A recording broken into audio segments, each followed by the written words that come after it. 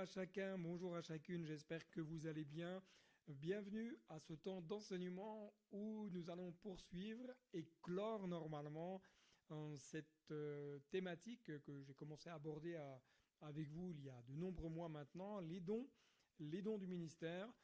Et aujourd'hui, donc, je fais cette vidéo de façon à ce que nous ne reportions pas trop loin le prochain temps d'enseignement. Alors, j'ai préféré faire cette vidéo pour vous proposer de suivre tout simplement depuis la maison dans ce temps d'enseignement et de clore cet enseignement sur les dons du ministère. Mais avant cela, j'aimerais simplement vous proposer une petite pause musicale, le temps de pouvoir s'installer, peut-être de pouvoir vous préparer votre cahier, vos stylos, votre Bible, et que nous puissions ensemble ensuite commencer en tout cas à poursuivre plutôt cette thématique, les dons du ministère. On va parler spécifiquement des dons du ministère. On va parler brièvement de ce qu'on a vu la dernière fois et nous allons poursuivre sur les autres ministères et développer ce que la parole de Dieu nous enseigne sur ces dons du ministère.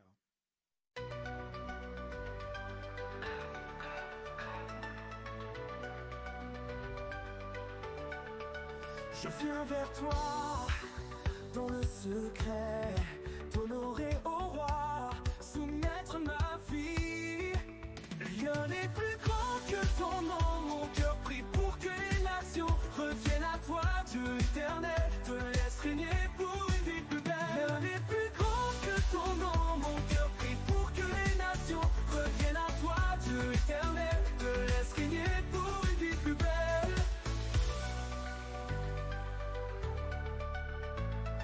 Toujours je te cherche, tu attires mon cœur à toi. Mon âme aspire à voir ton ciel se manifester dans nos vies ici-bas. Rien n'est plus grand que ton nom, mon cœur prie pour que les nations reviennent à toi, Dieu éternel, te laisse régner pour une vie plus belle. Rien n'est plus grand que ton nom, mon cœur prie pour que les nations reviennent à toi, Dieu éternel, te laisse régner pour une vie plus belle.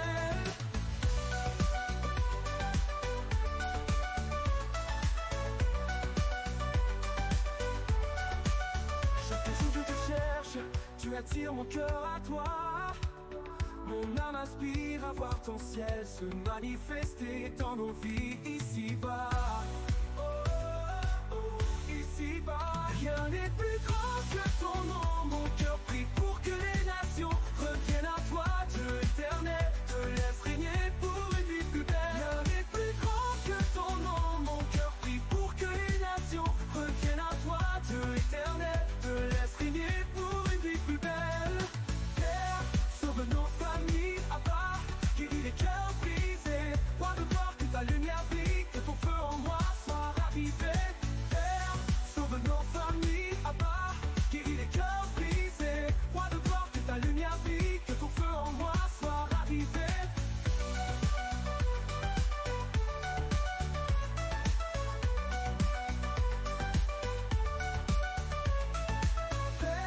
Sauve nos familles à bas, guéris les cœurs brisés. Roi de gloire, que ta lumière brille, que ton feu en moi soit ravivé.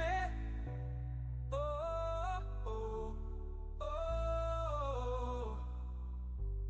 oh, oh, oh. Et bien voilà, donc on va pouvoir poursuivre après ce moment de pause musicale, poursuivre ensemble donc en tout cas ce temps de réflexion et d'enseignement donc sur les dons du ministère.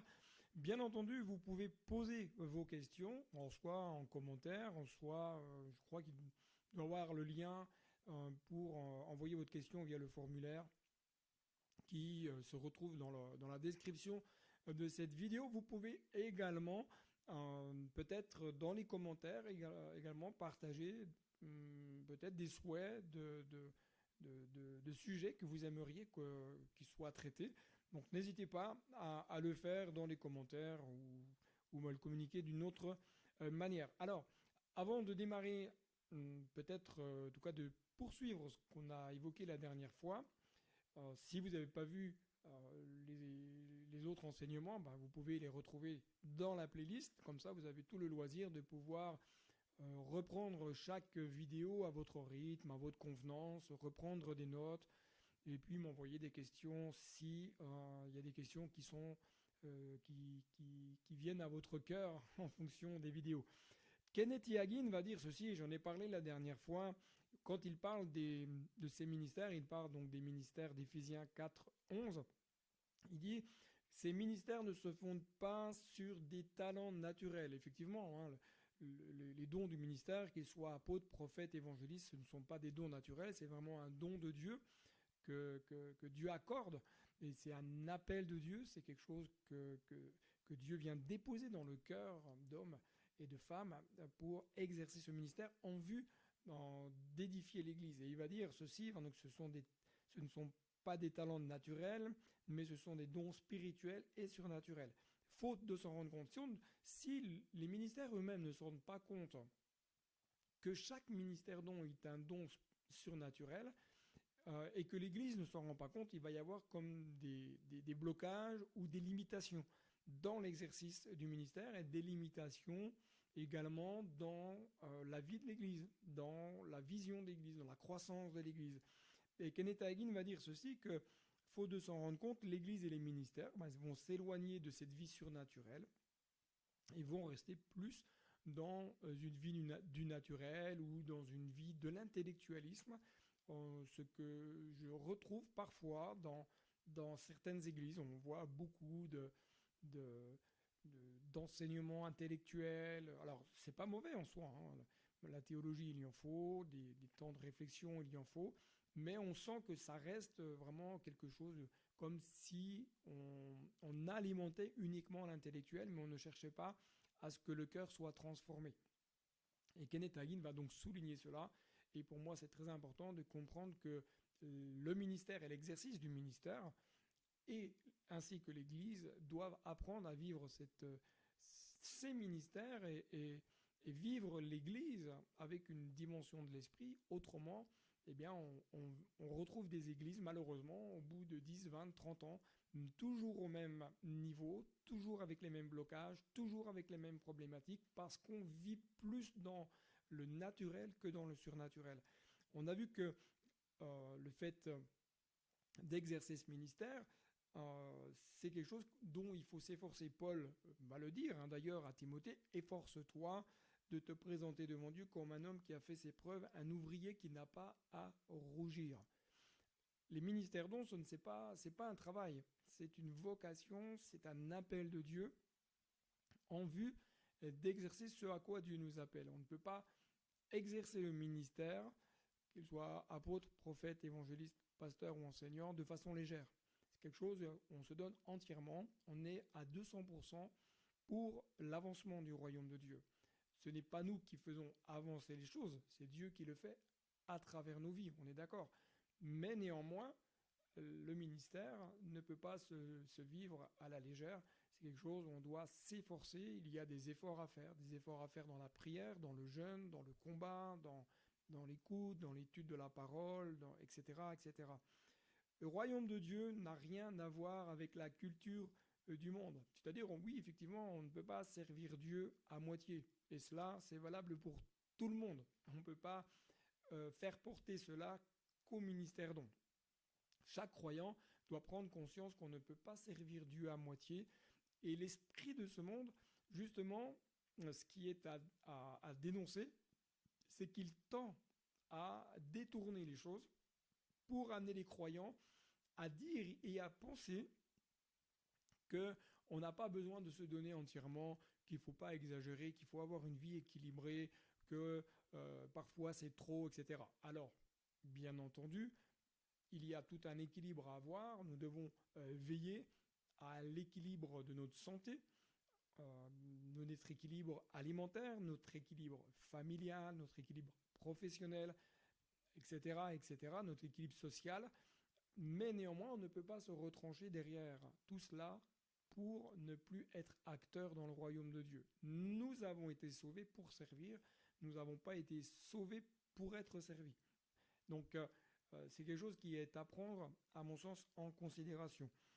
Je ne peux pas servir Dieu que quand ça m'arrange, c'est quelque chose que j'avais noté, ou de la façon dont j'ai envie, et je ne peux pas servir Dieu sans viser l'excellence, c'est-à-dire que je ne veux pas servir Dieu avec médiocrité, mais je vais faire l'effort. Efforce-toi, va dire Paul. Alors, bien entendu, on a vu que c'était une question de maturité, que chaque ministère demande une transformation, tout d'abord du caractère. Si le caractère n'est pas renouvelé, transformé, ben ça pose des problèmes, euh, et dans l'exercice du ministère, et ça pose des problèmes même dans le cadre de l'Église, parce que l'Église va être en souffrance, le ministère également, et puis ça ne permet pas à l'Église d'avancer. Alors, Paul va parler de cette diversité des ministères qu'on retrouve dans Éphésiens 4, verset 11. C'est un texte que vous avez déjà lu, relu, mais on peut le relire à nouveau. Il est dit, donc c'est lui, en parlant de Dieu, c'est lui qui a donné les uns comme apôtres, les autres comme prophètes, les autres comme évangélistes, les autres comme bergers et enseignants. Il l'a fait pour former les saints. Donc ça veut dire que Dieu a donné des ministères à l'Église en vue de former les croyants, afin qu'ils puissent être formés aux tâches du service en vue de l'édification du corps de Christ, jusqu'à ce que nous parvenions tous à l'unité de la foi.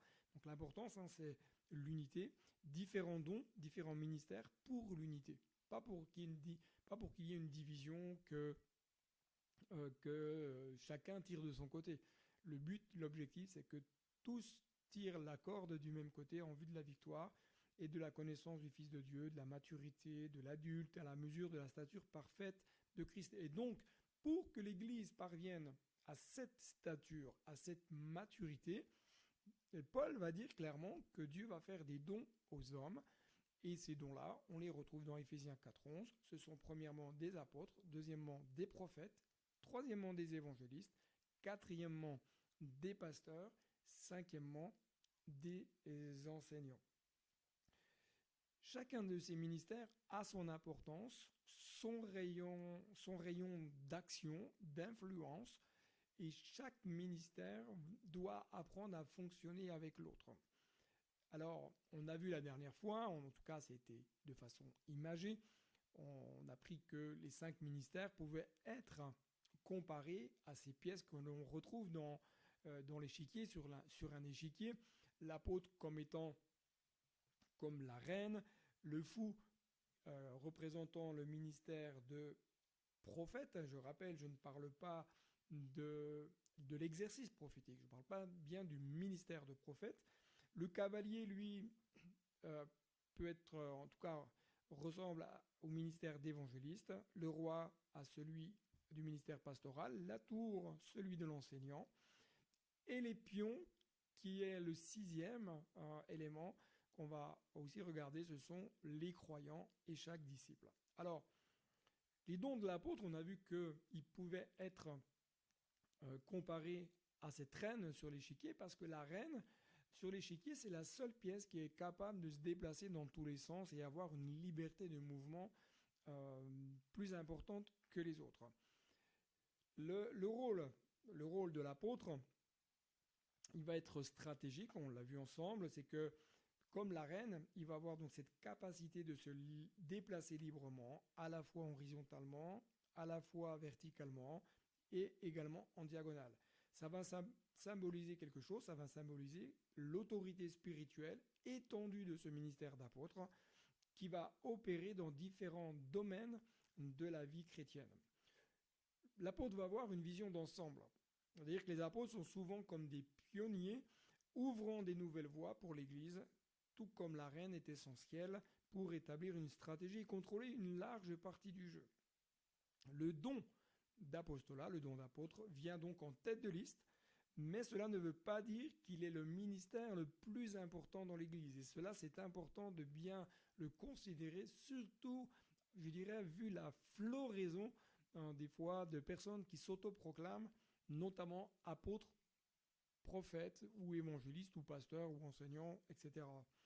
Au début de l'Église primitive, ce sont donc les ministères d'apôtres et de prophètes qui ont permis l'ouverture et le développement des églises au démarrage. Dans 2 Corinthiens, chapitre 12, verset 12, Paul va dire ceci: les preuves de quoi? De mon apostolat ont éclaté au milieu de vous par une patience à toute épreuve, etc. Les preuves de son apostolat, c'est quoi? C'est les signes, ce sont les miracles, les prodiges, cette signature surnaturelle dans son ministère.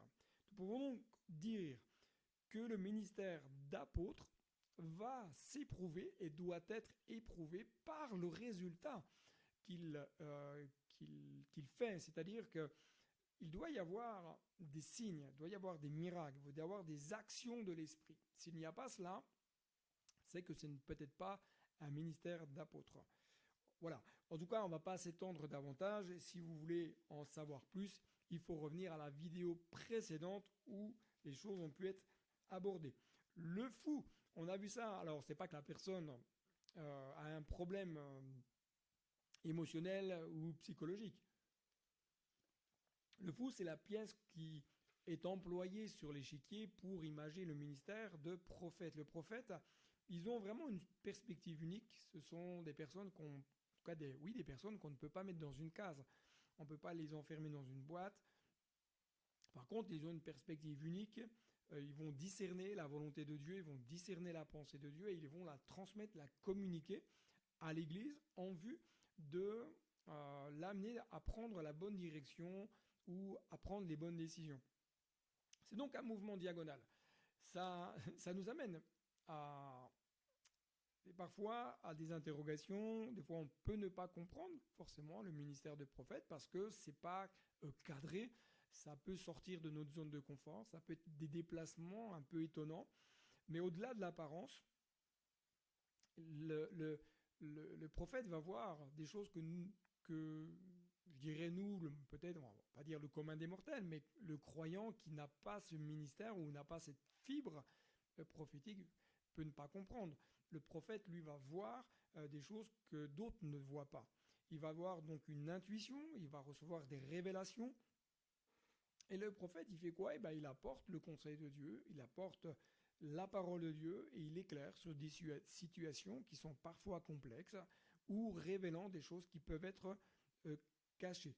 De la même manière que pour le ministère d'apôtre, vous voulez en savoir plus, revenez à la vidéo précédente, il y a plusieurs éléments qui ont pu être partagés. Alors, maintenant, on va poursuivre un petit peu dans les 5 dons. Donc, on a vu qu'il y avait l'apôtre, qui pouvait être imagé par la reine, le prophète qui peut être imagé par le fou sur la pièce d'un échiquier. Et là, j'aimerais qu'on puisse parler du ministère d'évangéliste qui peut être imagé par le cavalier. Alors, les évangélistes, c'est quoi leur mission? Leur mission, d'une manière globale, générale, et ce qui, je dirais, brûle dans leur cœur, c'est le salut des âmes. Un évangéliste, lui, c'est toutes les occasions sont bonnes pour parler de l'amour de Jésus, pour parler de la grâce, pour amener des hommes et des femmes à se tourner vers Jésus, à être sauvés. Le cavalier, donc, il a, ceux qui connaissent un peu l'échiquier, il a un déplacement en L. C'est-à-dire, il va faire 3 cases, une case, ou 2 cases, une case, je ne me rappelle plus exactement, mais il fait un déplacement en L. C'est l'une des pièces qui, quelque part, l'évangéliste, il est un peu imprévisible. C'est-à-dire qu'il va partir dans cette direction-là et d'un seul coup, pouf, il va partir de l'autre parce qu'il sent dans son cœur qu'il y a un appel de Dieu à prendre une autre voie. De la même manière que le ministère de prophète, l'évangéliste ne peut pas être mis dans une boîte. Si vous enfermez l'évangéliste dans une boîte, vous allez le faire mourir, vous allez le faire souffrir.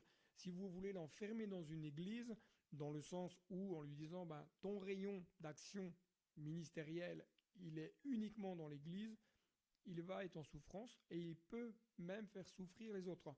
Son ministère principal, c'est dehors, c'est la rue, c'est évangélisé par les réseaux sociaux, c'est évangélisé par d'autres moyens, c'est évangélisé en porte-à-porte, c'est évangélisé autour d'un repas, c'est évangélisé dans le métro, etc., etc.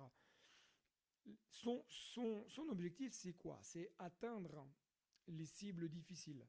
Le cavalier, donc, il va pouvoir sauter par-dessus une pièce pour atteindre une autre pièce. C'est-à-dire qu'il va avoir la capacité à aller au-delà de situations où d'autres ne peuvent pas aller. D'autres pièces qui sont dans le ministère peuvent se retrouver comme bloquées, mais lui, il va avoir cette capacité d'aller au-delà. Il va briser les barrières spirituelles et culturelles.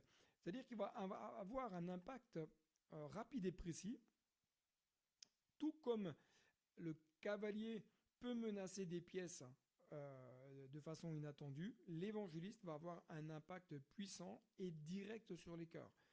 Nous retrouvons 3 fois dans la parole de Dieu, 3 fois le mot évangéliste, en tout cas dans le Nouveau Testament. Éphésiens 4:11, puisqu'on vient d'en parler.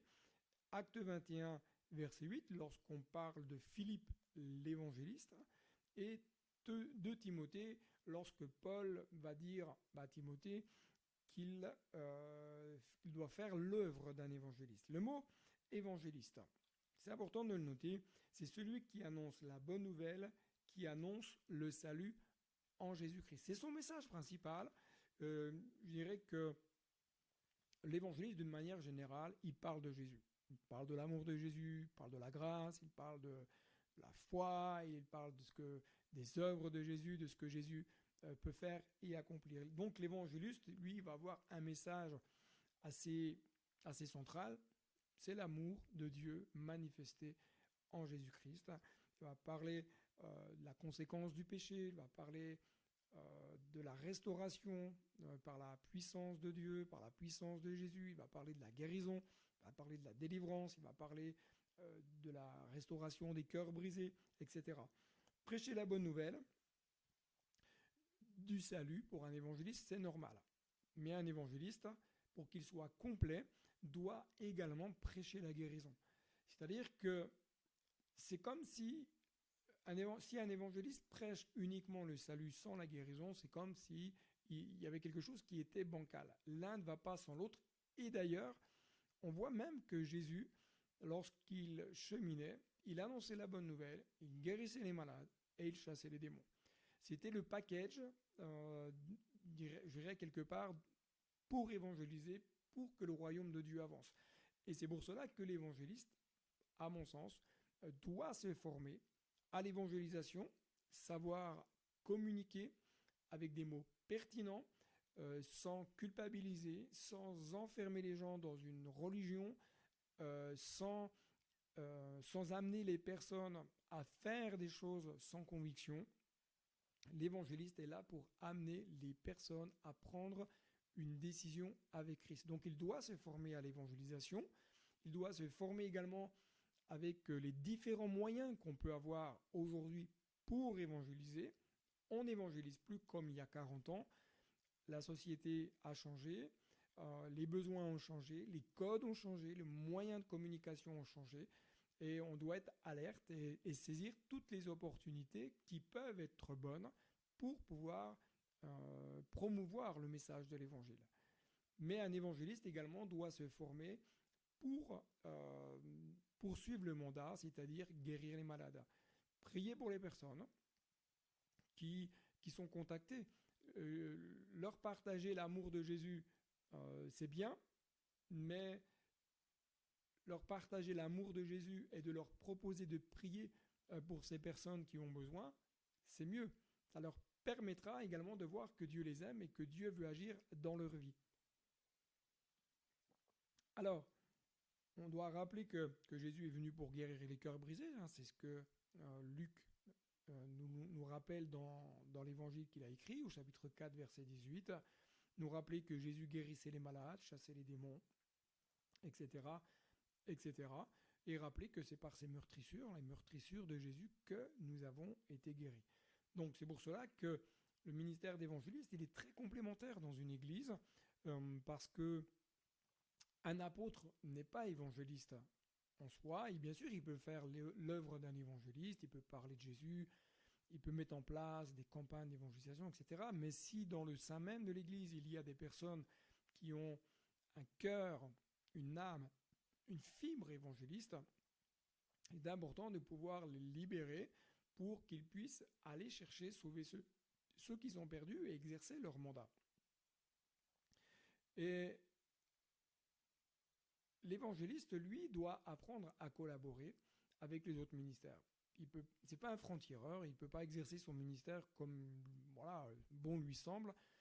Son objectif, c'est d'aller chercher des âmes, mais ces âmes doivent être redirigées vers l'église locale, là où les personnes vont pouvoir être écoutées, soignées, encouragées, accompagnées. Parce que l'évangéliste, lui, son mandat, c'est le salut. En général, une fois qu'il a amené des personnes, je dirais, il a redirigé les personnes vers l'église, lui, il repart.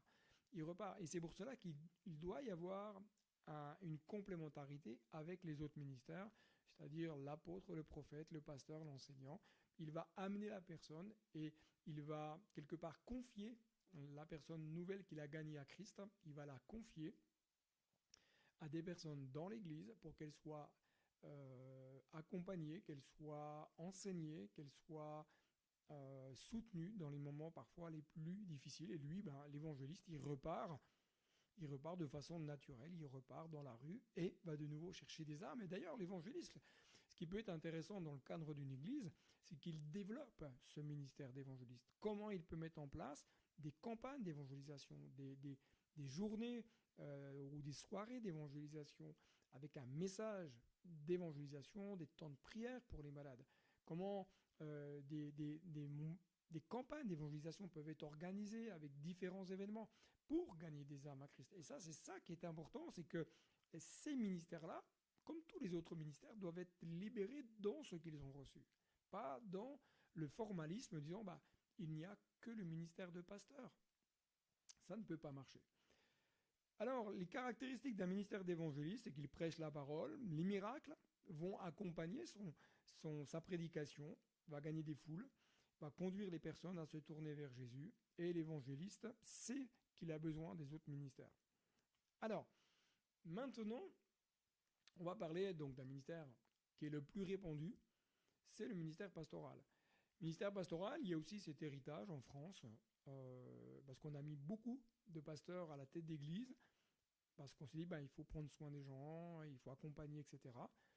Le ministère pastoral sur l'échiquier peut être comparé au roi. Alors non pas que le pasteur se prenne pour un roi, c'est pas cela, mais le pasteur est souvent considéré comme le gardien, le protecteur du troupeau que Dieu lui a confié. Et c'est vrai.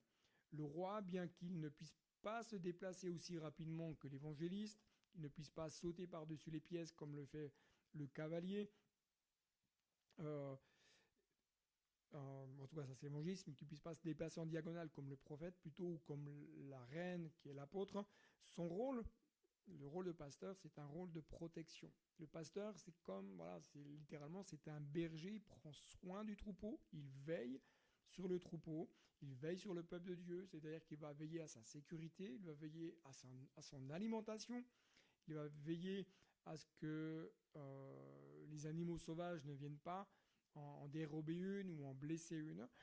Il va veiller donc à la stabilité, mais c'est un ministère aussi qui peut être vulnérable de fait de sa proximité aussi, des brebis qui, certaines étant blessées, peuvent blesser le berger et peut être exposé également aux attaques lui-même, je dirais, de l'ennemi qui rôde. Son rôle de ministère, c'est une stabilité. Stabilité, autorité, le pasteur donc doit assurer ce rôle-là, il doit assurer un équilibre dans l'Église et guider les croyants avec douceur, avec bienveillance. David, dans ce chant qu'il va écrire, dans le psaume 23, il va dire ceci, en parlant de l'Éternel et mon berger, il va dire « Ta houlette et ton bâton me rassurent ». Le berger, à l'époque, il avait un bâton avec une forme de crochet à un bout. Et donc ça, c'était la houlette. Et le bâton, c'était l'autre extrémité du même bâton. Et la houlette était surtout là pour rattraper les brebis qui pouvaient s'écarter, les ramener dans le droit chemin. Le bâton, lui, servait non pas à taper sur les brebis, mais à quelque part à attaquer les animaux féroces qui pouvaient essayer de venir attaquer ou dérober une brebis qui était peut-être blessée ou qui était peut-être fatiguée, qui traînait. Donc le bâton n'était pas pour taper sur les brebis. Le bâton est fait pour taper sur l'ennemi. C'est pour ça que le ministère pastoral ne peut pas, et il ne doit pas, il ne devrait pas se comporter comme un roi. Le ministère pastoral, c'est un ministère de berger qui prend soin, qui accueille et qui supporte. Il n'est pas dirigiste, il ouvre la voie. C'est pas dire j'ouvre la voie et vous me suivez. C'est plutôt de dire j'ouvre la voie, je montre la direction et ensemble nous allons plus loin. Le ministère donc de pasteur, c'est un ministère qui empreint et doit être empreint de douceur, de bienveillance et d'humilité. La Bible nous dit quoi? La Bible nous dit que Jésus, c'est lui-même le grand berger. Jésus lui-même va dire, je suis le bon berger donne sa vie pour ses brebis. Le pasteur donne sa vie. Il donne sa vie pour l'Église. Il donne sa vie pour que les autres aillent bien. Il est marié à l'Église. Le berger, comme on dit, souvent on dit un bon berger, à quoi on le reconnaît? On le reconnaît à l'odeur. Alors, c'est une manière imagée, comprenez-moi bien. Mais un berger, généralement, il sent le mouton parce qu'il est proche de ses moutons, il est proche de ses brebis. Un berger qui n'est pas proche des gens, c'est pas un bon berger. Un berger, il est là, il connaît les personnes, il connaît leurs points forts, il connaît les axes de progression, il connaît aussi parfois les dangers qui peuvent être là, il veille, mais il n'est pas dirigiste. Ce qui peut-être a fait défaut par le passé, c'est que les pasteurs, je ne dirais pas qu'ils l'ont fait d'une manière volontaire au départ, mais à un moment donné, ont commencé peut-être à vouloir diriger l'Église comme une entreprise. L'Église, d'ailleurs, ne se dirige pas comme une entreprise, même s'il y a des leviers managériels, de leadership qui sont très bons. L'Église, c'est avant tout une famille. Avant tout, un endroit qui doit être sécurisé et sécurisant. Le berger n'est pas dirigiste. Le berger n'est pas là pour, amener les personnes à suivre ses raisonnements et sa pensée. Le berger, il est là pour transmettre le cœur de Dieu. Il est là pour transmettre la vision de Dieu. Le berger, il est là comme étant un berger plein de douceur, plein d'amour. Il supporte. Bien souvent, le berger va supporter des injustices, va supporter la critique, va supporter de la méchanceté même, ça peut arriver. Mais le berger, d'une manière générale, il doit s'installer près du troupeau que Dieu lui a confié. Il va le veiller. La gouvernance de l'Église locale, donc, incombe au berger et non à des laïcs. C'est pour moi un élément fort et important à souligner. Dieu a établi des ministères pour prendre soin du troupeau. Si Dieu avait voulu que ce soit des laïcs qui prennent soin du troupeau, il l'aurait dit. Maintenant, ça ne veut pas dire que les laïcs n'ont pas leur mot à dire. Mais Dieu va donner la vision au don du ministère. Et on doit respecter cela parce que c'est la pensée de Dieu et c'est la direction de Dieu.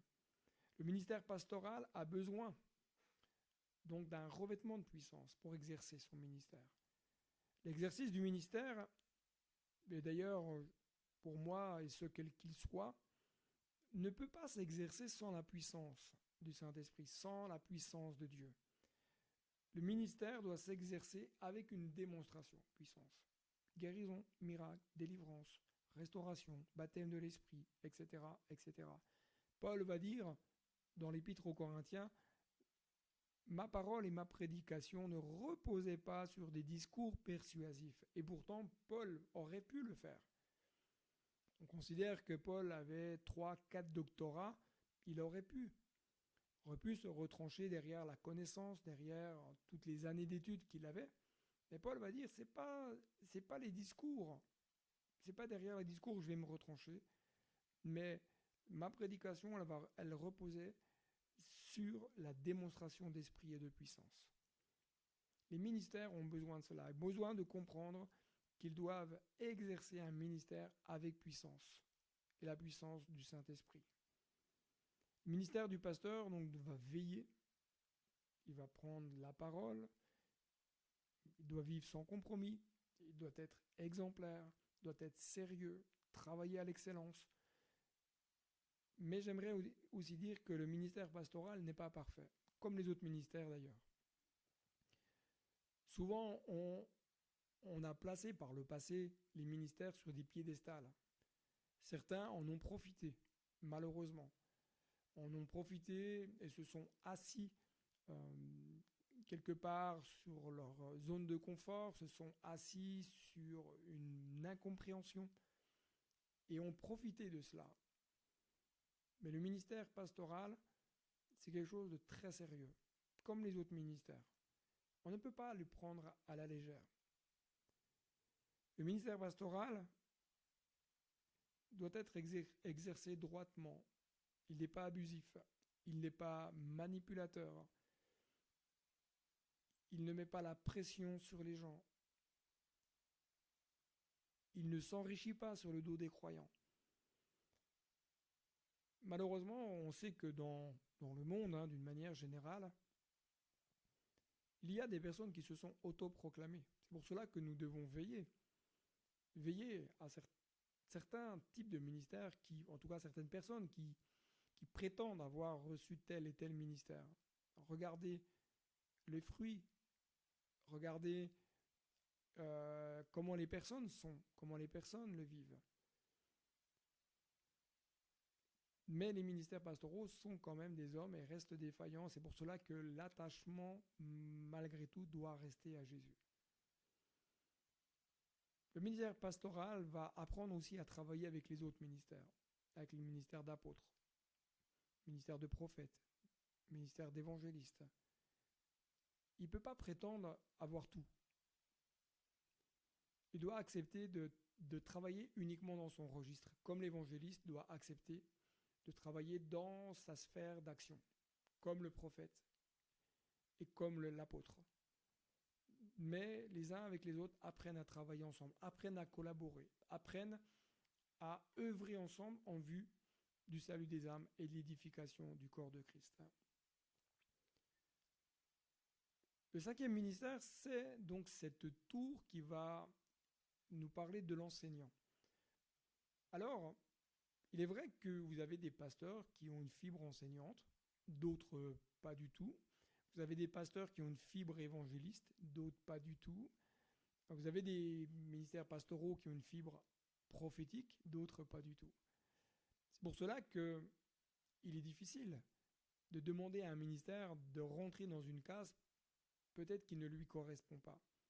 Pour cela que le ministère lui-même doit savoir quel type de ministère il a reçu et quelle fibre fait partie de son ministère, de façon à ne pas s'épuiser dans un registre qui n'est pas le sien et de ne pas essayer d'emprunter une voie qui n'est pas la sienne.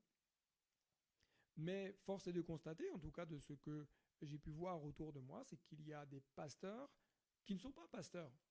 Ce sont des évangélistes ou ce sont que des enseignants. Malheureusement, on leur a, excusez-moi le terme, mais on leur a collé une étiquette de pasteur alors qu'ils ne l'étaient pas. C'est pour cela qu'une personne doit être consciente dès le démarrage, se dire mais c'est quoi le ministère que j'ai reçu? Est-ce que c'est un ministère dans la louange? J'aime la louange, j'aime emmener l'église dans la louange, j'aime encourager, j'aime organiser des concerts, etc. Est-ce que j'ai reçu un ministère d'évangéliste? Est-ce que j'ai reçu un ministère d'apôtre? Est-ce que j'ai reçu un ministère de prophète, etc., etc. De façon à se former dans ce que Dieu nous a donné et d'entrer dans le ministère qui est le nôtre. C'est comme si on essaye quelque part de revêtir un costume qui n'est pas à notre taille. Maintenant, je suis conscient également que une personne peut démarrer dans un registre ministériel et évoluer. Évoluer peut-être avec une fibre plus accentuée dans un domaine ou évoluer dans un autre registre ministériel. Certaines personnes vont être pasteurs toute leur vie. D'autres vont démarrer dans un ministère pastoral vont commencer à développer une fibre prophétique et vont finir apôtres. D'autres vont démarrer pasteurs et vont se rendre compte que non, leur ministère, il est prophétique uniquement, donc ils vont se réorienter. Et c'est là que nous devons être souples, attentifs à la voix de Dieu, à la voix du Saint-Esprit, se dire, mais dans quelle direction tu me demandes? Mais c'est important de comprendre comment fonctionnent les ministères, de façon à dire, ah mais moi, je sens que ça brûle plus dans tel registre dans mon cœur. C'est comme l'enseignant. Quelqu'un qui a un ministère d'enseignant, comme c'est Tours, l'enseignant va être quoi? Il va être chargé de transmettre, en tout cas d'amener une meilleure compréhension des Saintes Écritures. L'enseignant, il va rendre accessible ce qui est parfois difficile de comprendre. Sa structure et ses précisions sont comme la tour, qui va se déplacer d'une manière en ligne droite. L'enseignant, il transmet des vérités bibliques. Je dirais quelque part, c'est assez droit. C'est pas quelque chose qui va s'adapter en fonction de... Non, c'est doctrinal, c'est théologique, c'est comme ça. Il a une force défensive, c'est-à-dire que la tour, c'est une des pièces les plus fortes au niveau de la défense. Tout comme les enseignants, la tour, elle va fortifier les croyants, fortifier les bases solides de la foi. Paul va dire en Romains chapitre 12, lisons ensemble versets 4 à 8. En effet, de même que nous avons plusieurs membres dans un seul corps et que tous les membres n'ont pas la même fonction, de même, nous qui sommes plusieurs, nous formons un seul corps en Christ et nous sommes tous membres les uns des autres, chacun pour sa part. Nous avons des dons différents selon la grâce qui nous a été accordée. Si quelqu'un a le don de prophétie, qu'il l'exerce en accord avec la foi. Si un autre est appelé à servir, qu'il se consacre à son service, que celui qui enseigne se donne à son enseignement, et celui qui a le don d'encourager a l'encouragement, celui qui donne le fasse avec générosité, celui qui préside avec zèle, et que celui qui exerce la bienveillance le fasse avec joie. Donc on voit ici, clairement, Paul va dire, voilà, il y a des dons différents. On n'a pas tous reçu le même don, et même le même don peut s'exercer d'une certaine manière, peut-être différemment que pour une autre personne. Ce qui est important, c'est que l'enseignant apprenne à communiquer les choses d'une façon claire, limpide, et rendre les choses accessibles. Parce que si l'enseignant, il enseigne et qu'un enfant ne comprenne pas, ça va devenir compliqué. Alors bien sûr, quand on enseigne en faculté de théologie, on va employer un langage beaucoup plus soutenu, il va y avoir des recherches, il va y avoir des approches très différentes, très profondes. Mais dans le cadre de l'Église, l'enseignant doit s'adapter en fonction de l'Église locale. Vous avez des églises qui sont très urbaines, vous avez d'autres qui le sont moins. Et l'enseignant, lui, il doit s'adapter, mais toujours dans le but de rendre accessible ce qui peut paraître difficile à comprendre dans un premier temps. Et l'enseignant va apprendre aussi à travailler avec le pasteur de l'église locale, parce que l'enseignant n'a pas à charge l'église locale. L'église locale est laissée à charge d'un apôtre ou d'un pasteur, mais il va apprendre à s'inscrire dans, je dirais, la vision que Dieu donne à travers le ministère pastoral ou le ministère d'apôtre. Il va s'inscrire dans ce registre-là et collaborer, apporter sa pierre à l'édifice. Il va également travailler en collaboration avec le prophète, parce que le prophète, c'est celui qui va donner des intentions, des directions, des éclaircissements. Et il va travailler avec l'évangéliste, parce que l'évangéliste va ouvrir des voies. Et il va aussi travailler avec l'évangéliste, parce qu'il dit, oui, mais maintenant que tu as gagné des âmes à Christ, il faut qu'on les enseigne, il faut qu'on les accompagne, il faut qu'on leur donne, non pas que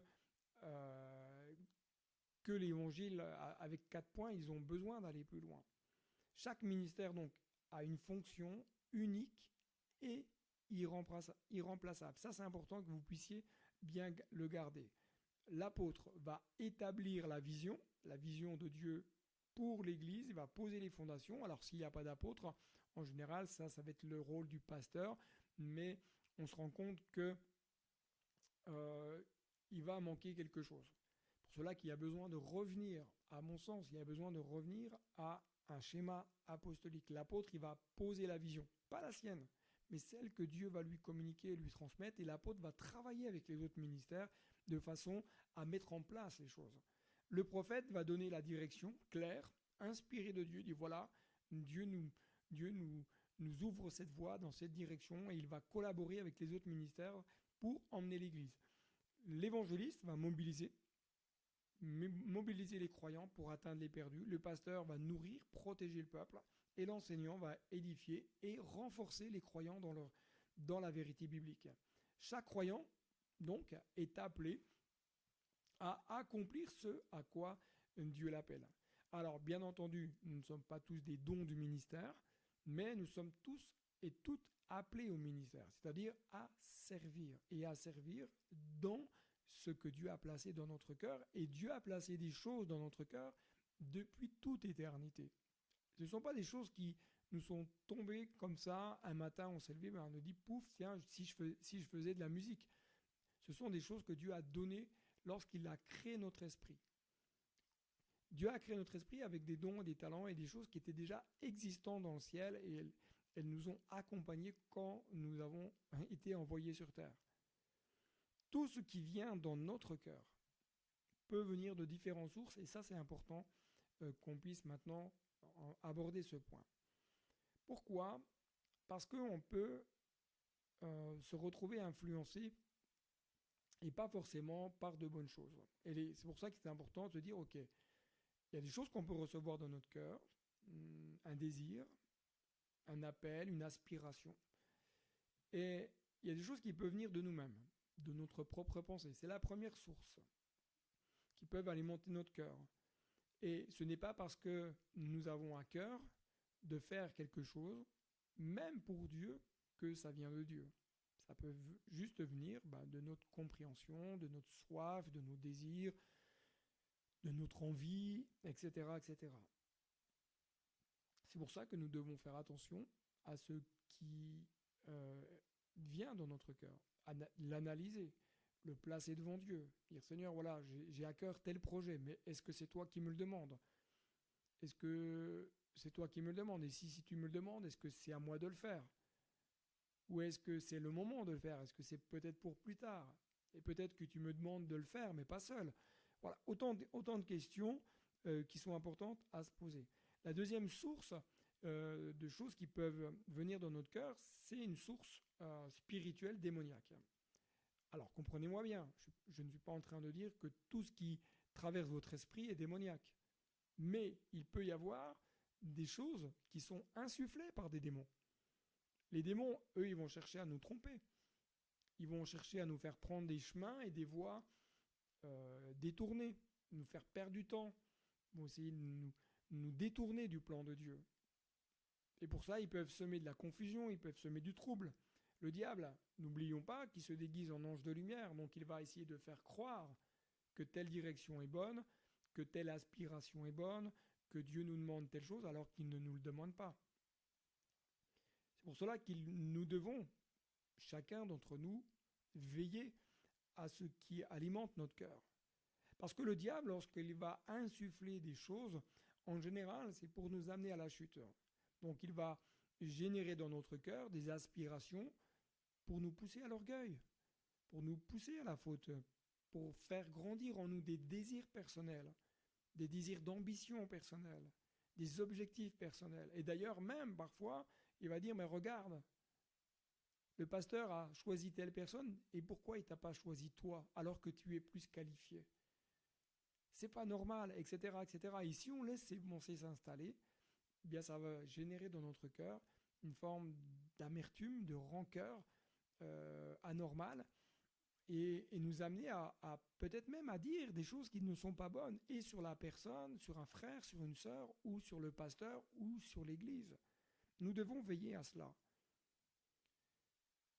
Troisième source qui peut venir alimenter notre cœur, c'est ce qui vient de Dieu par le Saint-Esprit. Dieu parle, je crois qu'on est tous d'accord là-dessus, Dieu parle tantôt d'une manière, tantôt d'une autre, ok, ça on l'entend, mais Dieu parle. Indéniablement, Dieu parle, et Dieu n'a jamais cessé de parler. Simplement, parfois, c'est bien souvent nous qui n'entendons pas ou nous ne voulons pas écouter. Mais Dieu parle. Dieu parle par sa parole, certes, mais Dieu parle. Dieu parle encore aujourd'hui, et pas uniquement qu'au travers de la parole de Dieu. La Bible, c'est notre socle, c'est notre fondement. C'est-à-dire que toutes les autres voies, toutes les façons plutôt par lesquelles Dieu va parler, doivent être en conformité avec les Écritures. Regardez bien ceci. Le Saint-Esprit ne dira jamais quelque chose de contraire aux Écritures. C'est pour cela que lorsque le Saint-Esprit dit quelque chose, prenons le temps de vérifier dans les Écritures. Prenons le temps de vérifier avec exactitude les choses. Le Saint-Esprit n'ira jamais à l'encontre de la pensée de Dieu. Alors, il y a des choses qui ne sont pas écrites, parce qu'il y a des choses qui font partie de la vérité de Dieu, de la vérité biblique, dans la pensée de Dieu. On se rend compte que parfois on va recevoir des choses dans notre cœur qui ne sont pas écrites. Je vous donne un exemple. Le jour où j'ai eu à cœur de créer ma chaîne YouTube, lorsque nous étions à Épernay, ce n'est pas écrit dans la Bible qu'il faut ouvrir une chaîne YouTube pour une église. Et pourtant, ça fait partie de la pensée globale de Dieu, d'utiliser des moyens par lesquels Dieu veut communiquer sa parole. Et ce que Dieu avait mis sur mon cœur rentrait dans le cadre de la pensée globale de Dieu, dans la pensée spécifique de Dieu, dans la pensée générale de Dieu. Elle n'est pas en confrontation avec les Écritures, c'est un moyen, c'est un outil. Maintenant, certains vont mal utiliser les outils. Mais un outil bien utilisé peut amener de belles constructions. Le Saint-Esprit ne force jamais l'apport de nos cœurs. Ce qui force l'apport de nos cœurs, ce sont les esprits méchants. Ce sont nos propres raisonnements. Mais le Saint-Esprit, lui, va nous respecter. Il va toquer à la porte de notre cœur. Il va dire, est-ce que tu vas me laisser parler? Est-ce que tu vas écouter ce que j'ai à te dire? Le Saint-Esprit parle pour tout centrer sur Dieu et Jésus. C'est un bon élément pour savoir si ça vient de Dieu. Si ce que vous recevez vous amène à être décentré de Dieu et de Jésus, c'est que ce n'est pas le Saint-Esprit. Le Saint-Esprit amène toujours les choses à être centrées sur Dieu et sur Jésus. C'est son ministère. Le Saint-Esprit n'oppose pas les personnes. Il ne va pas générer et créer comme une forme de confrontation entre les uns et les autres, une forme de dualité entre les uns et les autres. Non, le Saint-Esprit travaille à l'unité du corps de Christ. Et c'est un des éléments qui nous permet de comprendre que parfois certaines pensées ne viennent pas du Saint-Esprit. Quand on est en bagarre contre les uns et les autres, ce n'est pas le Saint-Esprit. Le Saint-Esprit ne nous appelle pas à nous isoler. Ceux qui disent « oui, moi j'ai eu à cœur qu'il faut que je sorte de l'église, que j'arrête d'aller à l'église », ça, ce n'est pas le Saint-Esprit. Le Saint-Esprit ne peut pas contredire l'Écriture. Le Saint-Esprit va te dire « mais non, enracine-toi dans une église, dans la celle que je vais te révéler, là où je vais te demander d'être, là où je vais te demander de pouvoir te placer pour être enseigné, pour être performé, pour être aussi une pierre dans l'édifice et apporter ta pierre à l'édifice. » Mais jamais le Saint-Esprit nous demandera de nous isoler. Jamais le Saint-Esprit nous demandera de nous couper de la relation fraternelle. Jamais le Saint-Esprit nous demandera de faire cavalier seul. Le Saint-Esprit nous appelle à travailler ensemble. Les ministères, il les appelle à travailler ensemble. Les croyants, il les appelle à travailler ensemble. Les ministères et les croyants doivent travailler ensemble dans l'unité. Le Saint-Esprit ne divise pas et le Saint-Esprit nous parle dans notre être intérieur. Et un bon élément, un bon indicateur que le Saint-Esprit parle à notre cœur, c'est la paix. Si vous ne vous sentez pas en paix, interrogez-vous sur la source. Peut-être que c'est juste vos raisonnements, mais que vous ne le sentez pas, vous n'êtes pas en paix. Le Saint-Esprit est en train de vous dire non, c'est pas bon.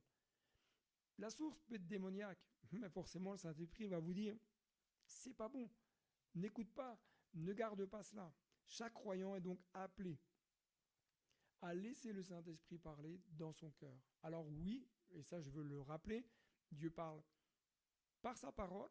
La parole, c'est le socle, c'est le fondement. C'est là que nous avons l'enseignement des apôtres, c'est là que nous avons la doctrine.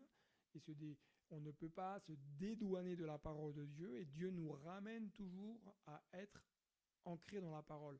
Et les ministères, les 5 ministères, l'apôtre, prophète, évangéliste, pasteur et enseignant, doivent baser leur ministère, fonder leur ministère sur la parole de Dieu.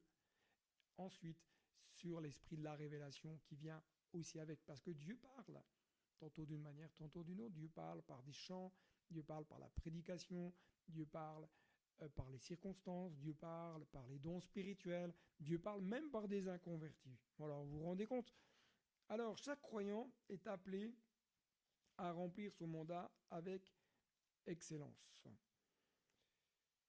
Donc, on comprend que ces différents dons du ministère sont des dons que Dieu a fait à l'Église en vue de l'édification, en vue d'amener les croyants à exercer leur ministère avec excellence, et les ministères eux-mêmes doivent exercer leur appel avec excellence. Mais l'excellence, nous devons faire attention à ne pas la confondre avec la perfection, et c'est là l'un des pièges que l'ennemi peut nous tendre, c'est de nous pousser à la perfection. La perfection n'étant pas de ce monde, nous risquons de tomber dans de la dureté, dans du légalisme. L'excellence, c'est rendre à Dieu ce qu'il y a de meilleur. C'est servir Dieu avec ce que l'on peut faire de mieux. C'est jouer de la musique avec excellence. C'est chanter avec excellence. C'est louer, adorer avec excellence. C'est streamer avec excellence. C'est faire des travaux avec excellence. C'est faire des aménagements. Bref, tout ce que vous faites, faites-le pour le Seigneur. Faites-le de bon cœur comme pour le Seigneur. Donc le Seigneur mérite ce qu'il y a de meilleur. Le Seigneur mérite les meilleurs outils qui nous permettent l'excellence. Les caméras, les micros, les lumières, toutes ces choses amènent l'excellence parce que Dieu mérite ce qu'il y a de meilleur. On le fait pour le monde, on performe pour le monde. Pour le monde, on investit de l'argent d'une manière extraordinaire pour l'excellence. Regardez aujourd'hui les vidéos avec le 4K, avec le numérique comme il a évolué ces dernières années. Nos églises doivent travailler aussi à cette excellence. Et pour cela, on a besoin d'un soutien. On a besoin du soutien des uns et des autres. On a besoin du soutien financier pour que l'Église avance, pour qu'elle puisse servir avec excellence. Les dons du ministère, c'est donc un appel divin. Paul va dire, Dieu a établi dans l'Église premièrement des apôtres, deuxièmement des prophètes, troisièmement des enseignants. Ensuite viennent les miracles, puis les dons de guérison, l'aptitude à secourir, diriger et parler diverses langues. J'aimerais en tout cas terminer ce temps d'enseignement en vous encourageant, à vous encourager à répondre présent à l'appel qui est dans votre cœur. Peut-être que vous ne savez pas encore trop aujourd'hui, ou peut-être que vous aspirez déjà. Placez les choses devant Dieu. Ne revendiquez pas un ministère alors que Dieu ne vous a pas appelé. Les 5 dons du ministère ne sont pas, je dirais, la voie par excellence. C'est servir Dieu qui est le plus beau. Quel que soit le registre dans lequel Dieu nous a placés et Dieu nous a appelés, faisons-le avec cœur, avec zèle. Si vous êtes appelé à un des 5 dons du ministère, gloire à Dieu. Mais cela va vous demander de vous former. Cela va vous demander de la consécration. Cela va vous demander de l'autoréflexion sur vous-même. Cela va vous demander un prix à payer. Peut-être que vous êtes appelé à être dans d'autres registres, mais de la même manière, cela vous demandera un prix à payer. Servir Dieu nous demande un prix, mais quelle grâce! Quelle grâce de servir Dieu sur l'échiquier divin. Que nous soyons une tour, un fou, un cavalier ou autre. L'objectif de tous les 5 dons du ministère, c'est d'amener les pions qui ne sont pas à considérer comme étant inférieurs, mais mais à considérer comme un potentiel que Dieu a mis dans leur cœur et les amener là où Dieu veut. C'est-à-dire, l'objectif, c'est de faire de ces pièces-là, peut-être d'un pion, peut-être l'amener à être demain un évangéliste, peut-être demain à l'amener à être un prophète, peut-être demain à l'amener à être un apôtre, un pasteur, un enseignant, que sais-je. Mais chaque pièce sur un échiquier a son importance.